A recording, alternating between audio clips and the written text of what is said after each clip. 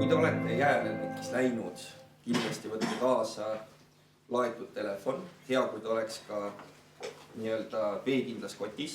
Ja kui on õnnetus juhtunud, siis kas te kõik teate, mis numbrile helistada? Väga õige. Ja miks ma alati julgustan helistama 112 on see, et see päästeoperatsioon ei lähe teile maksma midagi. Teie inimelud on kõige tähtsamad ja need tuleb ilusti kaldale tuua.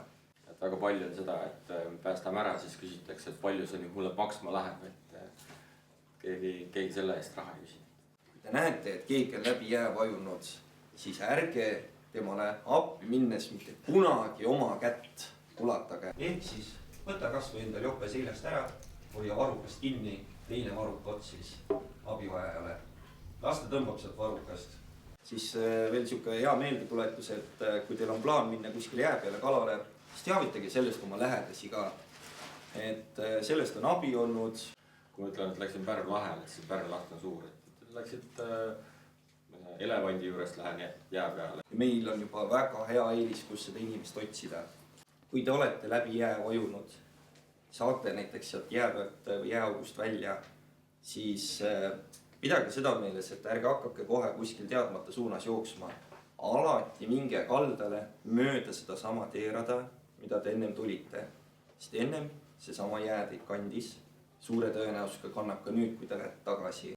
Teine asi on see, inimene vajub läbi jää, tal hakkab väga kiiresti, väga külm. Ehk kui te olete saanud jää peale, siis ärge hakake kohe jooksma. Mille pärast? Sellepärast, et väiksed liigesed, sõrmed, varbad, seal juba veri jahtub. Ja nüüd, kui te hakkate kohe jooksma, siis sama külm veri jõuab teie südamesse, teie pähe. Ehk siis alguses kõndige rahulikult ja siis hiljem vaikselt sörkima. Ja veel tähtsam asi on see, et ärge kunagi võtke oma saapaid jalast ära, sest need on ju vett täis, külm vesi, võtan jalast ära, valan veest tühjaks, ärge seda tehke. Põhjus väga lihtne, te ei saa pärast neid saapaid enda jalga tagasi. Ja sama asi ka kinnastega. Võib-olla tundub hea mõte, et võtan kinda käest ära või enam kuivaks, hakkan tagasi panema, lähe enam. Selle hetkega on sinu käed juba nii läbi külmunud. Et see sama vesi, mis siin kindas sees on või saapas sees, teie enda keha soojendab seda ka vaikselt ülesse. Kui väljas on hea miinuskraad, siis see sama pealmine kiht jätub sul ära siin peal ja see on juba sul tuulekaitseks veel lisaks juurde, kui sa nüüd suundud siis nii-öelda kalda poole. Täna on meil ka kaasas siuke külmaveetünn. Saate oma käsi natukene külmas vees hoida ja siis vaatame, kui hästi need sõrmed töötavad. Meie paneme stopperi käima ja teie panete oma käe siia külmavette, mõlemad käed. Ja hoiame lihtsalt minut aega ja siis panete selga sellise päästevesti. Väga lihtne.